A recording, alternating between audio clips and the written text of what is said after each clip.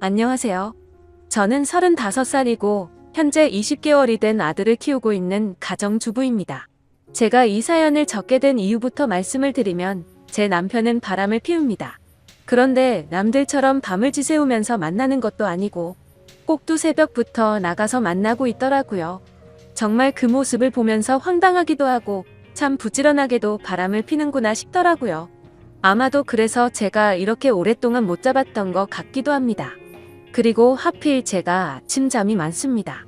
태생적으로 원래 잠이 많았죠. 더군다나 아이를 키우면서 수면 시간이 뒤죽박죽이 되어버린 터라 남편이 출근을 하는 새벽 시간에는 거의 항상 기절 상태였습니다. 그래서 밖에서 바람을 피우는지 뭘 하고 다니는지 알 수 있는 정신이 아니었던 거죠. 그런데 이런 정신 없는 상황에도 촉이라는 게 무섭긴 하더라고요. 저도 정말 뜬금 포인트에서 남편이 이상하다고 느껴졌었거든요. 그건 바로 다름 아닌 블랙박스였습니다. 블랙박스 영상을 본 건 아니었습니다. 그냥 말 그대로 블랙박스 그 자체만으로 느낌이 왔던 거죠. 왜냐하면 제 남편은 정말 결벽증에 가까울 만큼 매우 깔끔한 성격입니다. 아내와 아이를 두고 하는 짓을 보면 자기 자신한테는 그렇게 더러운 놈이 없었던 것 같지만요. 아무튼 남편이 유독 신경 쓰는 것 중 하나가 자동차 관리를 하는 거였습니다. 가끔 옆에서 지켜보면 정말 심하다 싶을 정도로 내부 청소도 자주 하고 그렇다고 엄청 비싼 차도 아니고 평범한 차였는데 엄청 극성 맞구나 싶더라고요. 그런데 어느 날 퇴근하고 집에 오는 길에 블랙박스를 뜯어서는 가지고 왔더군요. 그 모습을 보고 저는 처음에는 고장이 나서 가져온 줄 알았고 별로 신경도 쓰지 않았죠. 그렇게 며칠 동안을 놓아둔 곳에 블랙박스가 그대로 있었습니다. 새로 달지도 않고 사지도 않았던 거죠. 한마디로 그냥 저희 차에는 블랙박스가 없었던 겁니다. 그렇게 자동차에 온갖 애정을 쏟던 사람의 차에 말이죠. 그리고 저희 아파트에는 지하 주차장이 있는데 남편은 무조건 지하에 차를 넣어야 마음이 놓인다고 했었죠. 분리수거하는 날이나 야근하고 늦게 와서 지하 주차장이 꽉 찼을 때는 어쩔 수 없이 지상에 주차를 하고 들어와서는 지하에 주차를 할 수 있을 때까지 매시간 들락날락할 정도였습니다. 그렇게 결국 무조건 지하에 넣어놔야 안심하고는 잠을 자는 성격이죠. 이게 뭔가 앞뒤가 안 맞지 않나요? 차를 그렇게 애지중지하는 사람의 행동이라고는 볼 수가 없었고 그때부터 뭔가 이상하다는 촉이 왔었죠. 그렇게 의심을 하던 중 큰 사건이 하나 터졌습니다. 제가 새벽까지 아이 달래느라 잠을 거의 못 자서 침대에 누워 뒤척이고 있는데 옆에서 남편이 갑자기 벌떡 일어나더니 화장실도 아니고 주방으로 급하게 가더라고요. 그래서 뭐지 싶어서 시간을 봤더니 아직 출근 시간은 한참 멀었는데 도대체 뭐라는 거지 싶었습니다. 그렇게 눈을 감고 가만히 누워있는데 주방에서 고소한 냄새가 났죠. 아마도 토스트를 굽는 것 같았어요. 그러더니 어디론가 전화를 하더니 계속 먹을 걸 만들었고 15분 정도가 지난 뒤 주방에서 나와서 샤워를 하고는 출근 준비를 해서 나가더라고요. 일부러 자는 척 하고 있던 저는 남편이 나가자마자 주방으로 가봤습니다. 그런데 주방에는 아무런 흔적도 없이 엄청 깨끗하게 되어 있더라고요. 내가 꿈을 꾼 건가 싶었고 황당했죠. 그래서 눈에 보이는 후라이팬을 밑바닥을 만져보니 아직 미지근하더군요. 아무런 흔적도 없는데 뭔가를 만들기는 만들었다는 거였습니다. 그날 이후 제 의심은 극도로 올라갔고 수면 패턴이 아예 바뀌어버려서 밤에 잠을 못 잤습니다. 그래서 일부러 자는 척하면서 새벽마다 남편이 출근하는 걸 봤습니다. 밤새 안 자는 척 하긴 어려웠기에 아이 방에서 자는 척을 하고 남편의 인기척이 들리면 문틈으로 밖을 봤죠. 그날도 어제와 같이 일어나자마자 주방으로 가더니 커피를 타서 보온병에 넣더군요. 실루엣만 봐도 세상 신나 보였죠. 작은 소리로 콧노래를 흥얼거리면서 마치 소풍 가는 사람처럼 즐겁게 준비를 하더라고요. 그리고는 전날과 같이 뒷정리를 흔적도 없이 깔끔하게 해놓고는 출근을 했습니다. 하루 이틀이면 그러려니 했을지도 몰랐을 겁니다. 그런데 매일 새벽 5시 30분이면 기계처럼 일어나서 무언가를 열심히 만들어서 6시 정각에는 집 밖으로 나갔습니다. 남편이 9시까지 출근해야 했는데 평소에는 7시에 나갔는데 1시간이나 일찍 나갔던 거죠. 회사에서 무슨 일이라도 있나? 아니면 혹시 투잡이라도 뛰는 건가? 별의별 생각을 다 했죠. 솔직히 그때까지도 저는 제 남편을 믿었습니다. 하지만 매일같이 그런 모습을 보다 보니 의심은 나날이 커져가더라고요. 그래서 결국 저는 남편이 자는 동안 핸드폰을 뒤져봤어요. 패턴 암호는 연애 시절 그대로 쓰더군요. 근데 아무것도 없었습니다. 카톡도 회사 단체 단톡방 외에는 특이한 것도 없었고 문자나 통화 기록도 너무 깨끗했습니다. 그래서 제가 괜히 남편을 의심한 건가 착각을 하기도 했죠. 하지만 쉽사리 의심은 사그러들지 않았고 그 다음 날도 저는 아기 방에서 자는 척을 했고 남편이 나갈 때 저도 몰래 따라 나갔습니다. 남편은 지하 주차장으로 내려갔고 저는 미리 불러둔 택시를 타고서 뒤따라 가려고 기다리고 있었습니다. 그런데 택시에서 10분을 기다려도 남편의 차는 올라올 생각을 하지 않더라고요. 분명 남편이 지하 주차장으로 가는 걸 봤는데 나오지를 않더라고요. 저는 어쩔 수 없이 택시값을 계산하고 죄송하다고 하고는 서둘러 지하 주차장으로 내려가 봤죠. 혹시나 제가 찾는 게 들킬까 봐서 조심히 남편 차를 찾아봤습니다. 지하 2층으로 내려가 보니 남편의 차가 지하 주차장에 있더라고요. 멀리서 보니 시동도 켜져 있지 않고 빈 차 같더군요. 그래서 남편이 차를 안 가져갔는데 제가 못 본 사이 나갔구나 했습니다. 어쩔 수 없이 저는 다시 집으로 올라가려고 할 때였습니다. 그때 때마침 어떤 여자가 제 남편 자동차 쪽으로 점점 다가가더니 너무나 자연스럽게 제 남편 차에 타는 겁니다. 그때부터 인생에서 가장 크게 제 심장이 쿵쾅쿵쾅 뛰기 시작했습니다. 그렇게 믿으려고 애써봤건만 제 남편은 투잡을 뛰려고 일찍 일어난 게 아니었습니다. 다른 여자와 두 집 살림을 하려고 일찍 나가고 있었던 거였죠. 그렇게 한참을 다른 사람 차 사이에 숨어서 보고 있는데 너무 슬펐습니다. 당장 뛰어가서 머리채라도 잡고 싶은데 아무런 증거도 목격하지 못했기에 처량하게 지켜볼 수밖에 없었죠. 1시간가량 시동도 안 킨 자동차에 있더니 7시쯤이 되자 갑자기 시동을 걸고 차가 빠져나가더군요. 저는 곧바로 집으로 돌아와서 떨리는 마음을 진정시키면서 제 남편의 최근 행동들에 대해서 차분히 생각을 해봤습니다. 무슨 낌새가 있었나 한참을 생각했지만 남편은 가정에 충실했었거든요. 야근도 자주 안 하고 집에 일찍 들어와서 아이도 봐주고 아무런 투정 없이 집안일도 잘 도와줬습니다. 도저히 머리를 쥐어짜내도 전혀 의심할 것들이 없더라고요. 근데 그 순간 생각이 난 게 예전에 한번 저에게 카풀에 대해 말한 적이 있었습니다. 우연히 알게 됐는데 우리 동네에 직장 동료가 사는 걸 최근에 알았다고요. 그래서 기름값도 아낄 겸 카풀을 해볼까 하는데 제 의견을 물어보더군요. 그때 저는 아이를 보느라 정신이 없었기에 별로 대수롭지 않게 그 동료가 여자면 하지 말고 남자면 하라고 가볍게 말하고 넘어갔죠.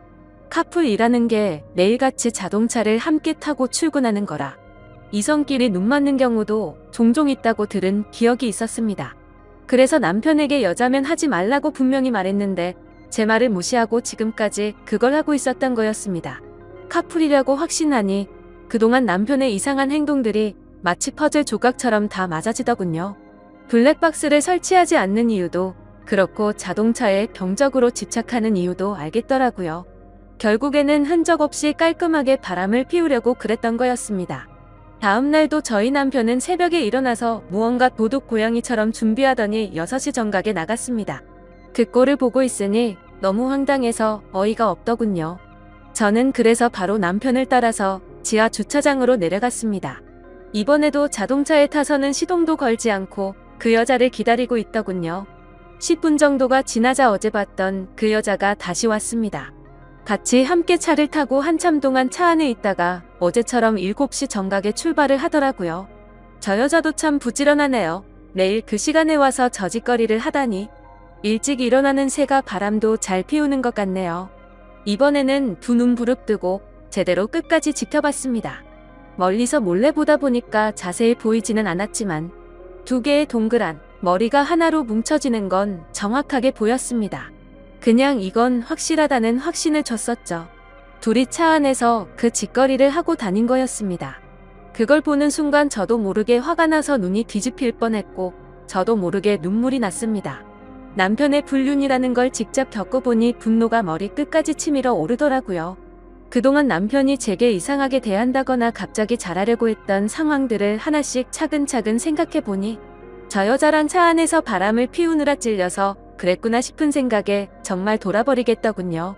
저는 곧바로 친정엄마에게 연락을 해서 병원에 다녀온다며 아이를 좀 봐달라고 부탁을 드렸고 아이를 친정에 맡긴 뒤 저는 곧바로 변호사 사무실을 찾아갔습니다.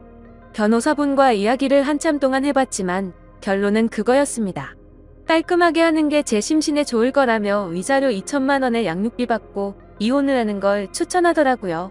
그 이야기를 듣자 너무 억울하고 분통이 터지더군요. 어떻게 남편이 타고 다니는 자동차 가격보다 낮은 금액으로 내 인생 날린 걸 퉁치려고 한다는 게 말이 됩니까? 그래서 저는 일단 다시 연락드린다고 말하고는 변호사 사무실을 나왔습니다. 누구에게 물어봐야 하나 싶었고 제 주변 친구 중에 이혼을 한 친구들을 찾아봤습니다. 솔직한 속마음으로 그런 친구가 없으면 어쩌나 했는데 너무 많아서 놀랄 정도였죠.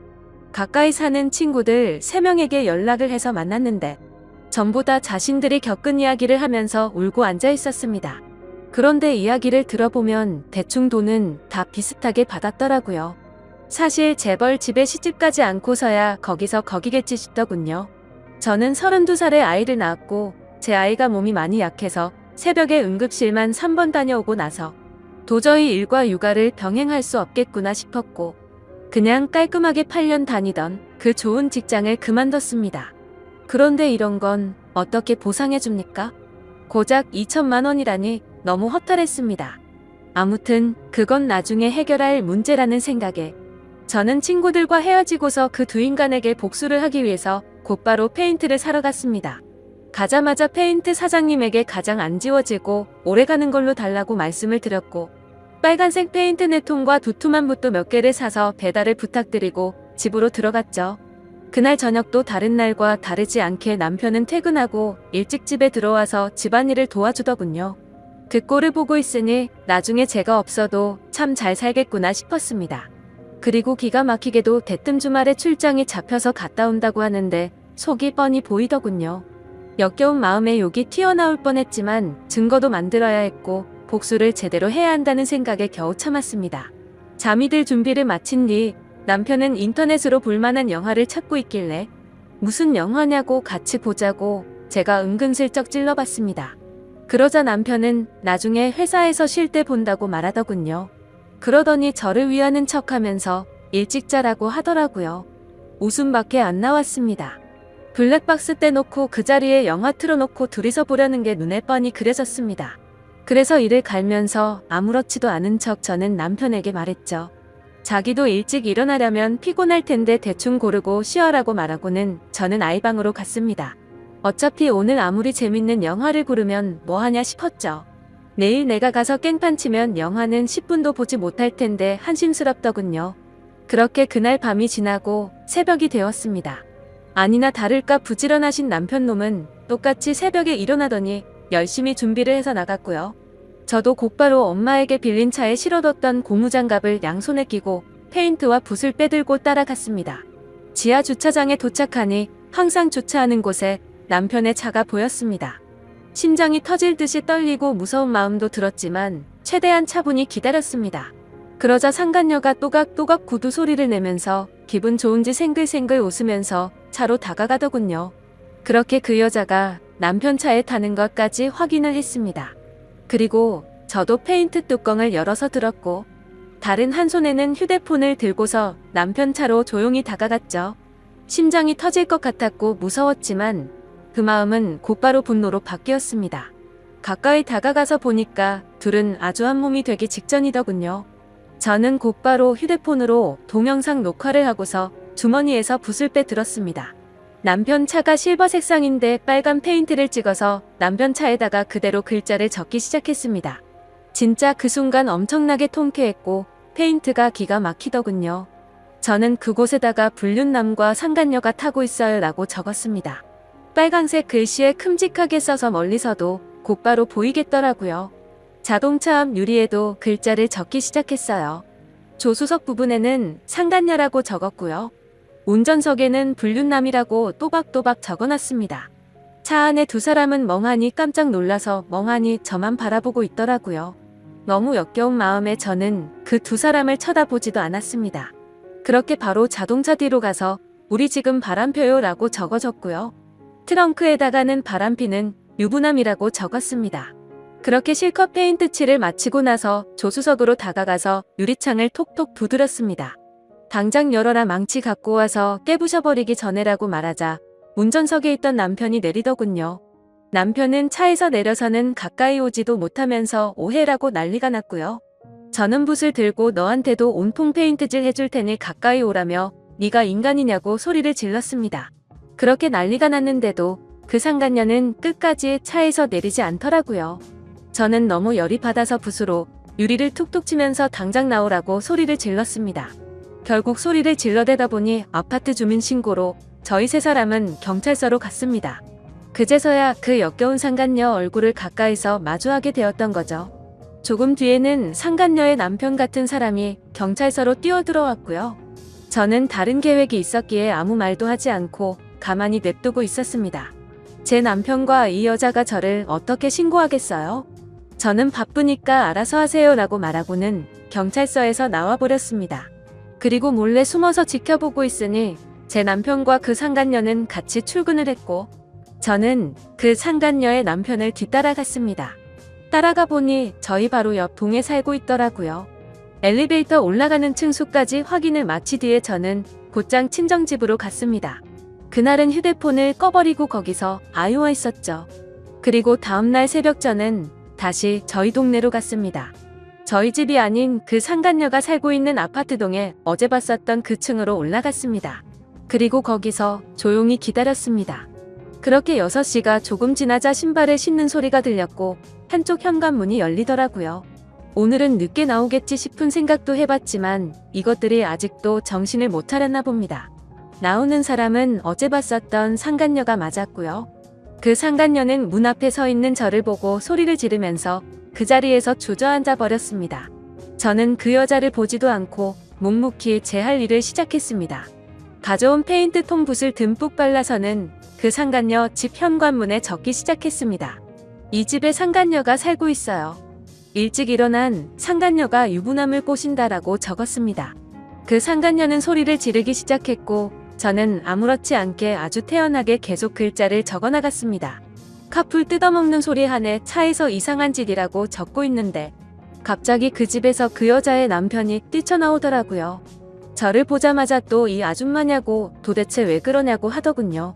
남의 집에 무슨 짓거리냐며 이거 전부 다 손해배상 청구할 테니 그렇게 알라고 하더라고요. 저는 그 여자 남편한테 물어봤습니다. 아저씨, 혹시 아저씨도 아침 잠이 많으신가요? 일찍 못 일어나시죠? 라고 물었습니다. 그러자 그게 무슨 소리냐며 아침 잠하고 이 짓이랑 무슨 상관이냐며 화를 내더군요.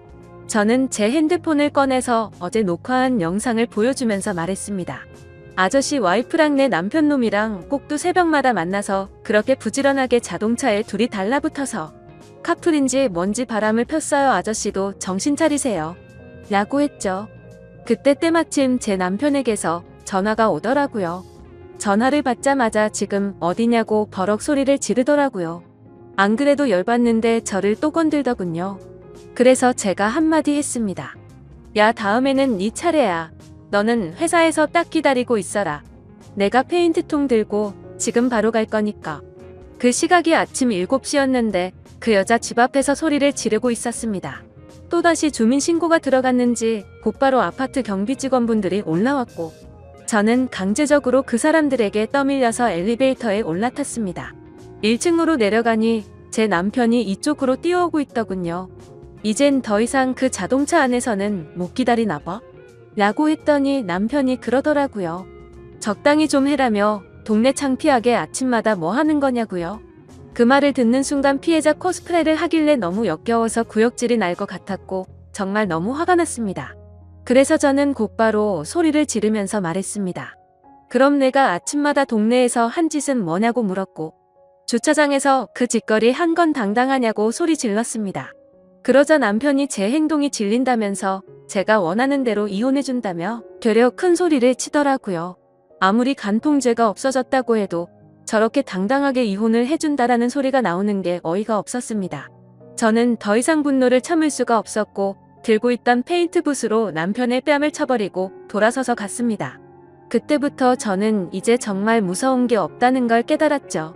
그러자 남편은 뒤에서 온갖 욕을 하면서 동네가 떠나가라 소리를 질러대더라고요. 저는 가볍게 그 말을 무시해버리고 곧바로 택시를 타고 친정집으로 갔습니다. 가서 씻고 나서 마음도 진정시킨 뒤에 본격적으로 이혼 준비를 시작했습니다. 최근에 만났었던 이혼한 친구들을 한자리에 다시 불러서 얘기를 듣는데 정말 처참하더라고요. 제가 앞으로 몇 달 뒤면 저 친구들과 같은 모습이 될 거라는 생각에 암담해졌습니다. 이제 슬슬 좀 현실이 보이더라고요. 제가 이혼을 한다는 것도 그렇고 앞으로는 혼자서 아이를 키워야 한다는 것도 이제 좀 와닿았습니다. 그리고 나서 저는 다시 변호사들을 찾아다녔습니다. 하지만 여러 곳을 다녀봤지만 현실적인 위자료 금액은 거의 비슷하더군요. 그 못된 상간녀에게 받을 수 있는 금액도 비슷했고요. 그런데 그 돈을 받는다고 해서 제가 받은 충격과 분노가 도저히 풀리지는 않을 것 같더라고요. 저는 또다시 복수를 하겠다고 각오를 다잡고 빨간 페인트를 들고서 상간녀의 회사로 찾아갔습니다. 제가 연락을 하자마자 상간녀는 총알같이 로비로 튀어나와 있더라고요. 제가 또 어떤 글자를 어디에 적을지 무서웠겠죠. 저를 보자마자 제 손을 잡고는 로비에 있는 커피숍으로 끌고 갔습니다. 테이블에 앉자마자 상간녀가 저에게 말하더군요. 자신이 저번에는 경황이 없어서 가만히 있었는데 적당히 하라고 하네요. 참는 것도 한계가 있다면서요. 그리고 왜 당신 남편은 가만두고 자신한테만 그러냐면서 합의금이든 위자료든 원하는 게 줄 테니까 자신은 좀 내버려두라고 뻔뻔스럽게 말하더군요. 아무튼 그 여자가 그렇게 당당하게 돈 이야기를 먼저 하길래 제가 얼마나 줄 거냐고 물어봤습니다. 그러니 본인도 여기저기 알아보니 1,500이면 충분한데 2,000까지 해준다고 하더군요. 여기서도 2천만 원이라는 소리를 들으니까 갑자기 화가 확 나더라고요. 그래서 저는 내 등에 가격표라도 붙어있냐고 왜 가는 곳마다 나한테 2천만 원 거리냐고 했습니다. 내 35년 인생 가격이 고작 2천만 원이냐고 소리쳤고 그 돈은 개나 주라고 말했습니다. 나는 내 방식대로 풀고 싶으니까 시간 없는 나 붙잡고 헛소리 짓거리지 말고 당장 네 사무실로 올라가게 앞장서라고 말했습니다. 그러자 그제서야 그 당당했던 여자가 공손해지더라고요. 제 팔을 붙잡으며 제가 잘못했어요. 제가 어떻게 하면 화가 풀리시겠어요? 라며 저에게 매달리더군요. 그래서 저는 말했습니다. 나는 배운 여자라 글을 써야만 풀려.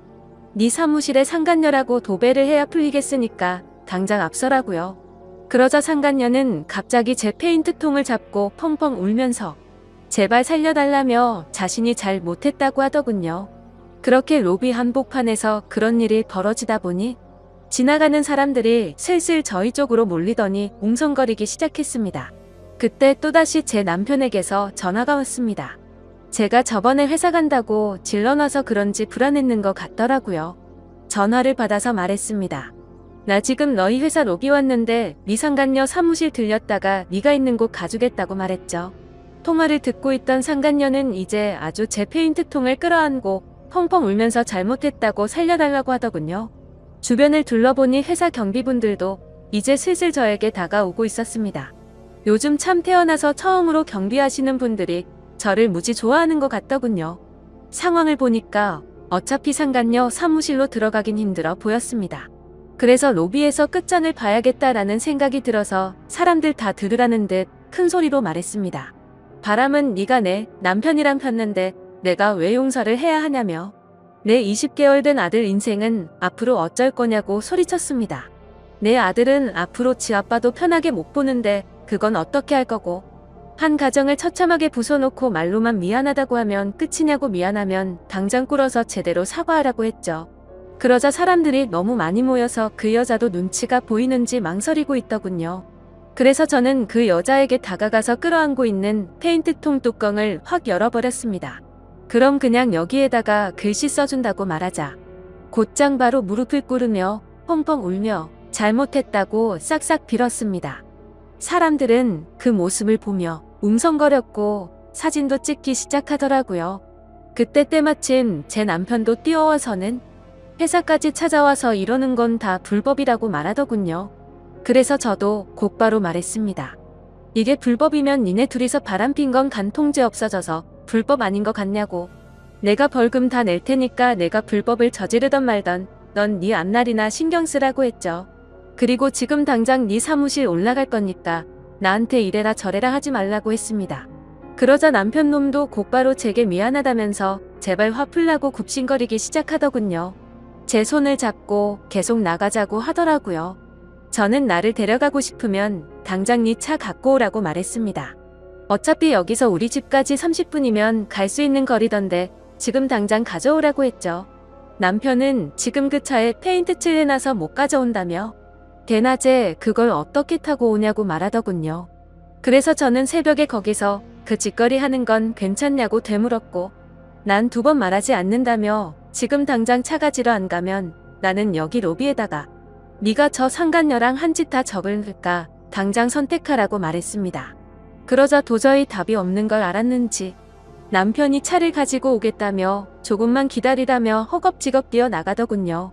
저는 아무렇지 않게 태연하게 아까 있었던 커피숍에 앉아서 다시 상간녀를 불러서 내 남편이 새벽마다 타다 준 그 커피보다 맛있는 걸로 좀 시켜보라고 말하고는 가만히 앉아서 그렇게 남편을 기다렸습니다. 1시간 동안 기다리니까 남편은 결국 그 차를 끌고 왔더군요. 주차되어 있는 거리로 나가보니 주변에 있던 모든 사람들이 다 차를 쳐다보긴 하는데 통쾌하더라고요. 제가 봐도 참 글씨를 또박또박 잘 써놔서 멀리서도 바로 보이더라고요. 저는 바로 그 차로 가서 뒷좌석에 탔고 그 차를 타고 곧바로 친정으로 갔습니다. 남편은 창피한 건 아는지 선글라스를 쓰고 고개를 푹 숙이고 운전하더군요. 친정집 근처에 내려서 제 아들을 태우고 바로 시댁으로 갔습니다. 시댁 입구에서 시어머니께 전화를 했습니다. 지금 보여드릴 게 있으니 시아버지랑 같이 내려와 달라고 했죠. 잠시 후 시부모님은 나오자마자 자기 아들 차를 보고 기겁을 하시더군요. 누가 그랬냐고 누가 이딴 낙서를 했냐고 하셔서 제가 말했습니다. 어머님 바람은 어머님 아들이 이 차 안에서 피웠고요. 빨간 글자들은 제가 직접 썼어요. 죄송하지만 저희 오늘부로 이혼할 거고 그래서 아이 데려왔다고 했습니다. 이제 손주 잘 키워주시면 된다고 말씀드리자 시어머니는 저에게 소리를 지르며 모성애도 없는 년이 지 남편 잠깐 한눈 판 걸로 이 난리를 피냐고 하더군요. 그래서 제가 그랬습니다. 모성애가 뭐가 중요하냐고요. 애 키우려면 돈이 있어야 하는데 이 무능한 남자가 양육비를 주겠냐고 물어봤고 세상 믿을 사람이 없어서 새벽마다 여자의 환장해서 바람 피운 짐승놈을 믿겠냐고 말했습니다. 앞으로 제가 직장 구해서 양육비도 제가 드릴 테니까 어머님은 손주 잘 키워달라고 말하고는 뒤돌아서 걸어갔습니다. 그러자 뒤에서 시어머니는 소리를 지르면서 온갖 욕을 하시더라고요. 주변을 둘러보니 동네 주민들도 나와서 남편 자동차를 구경하는데 참 이게 뭔가 싶었습니다. 그렇게 저는 택시를 타고 친정으로 가는 동안 정말 많이 울었습니다. 저렇게 한풀이를 하고 당당한 척을 했어도 전혀 괜찮지 않았고 너무 힘들었거든요.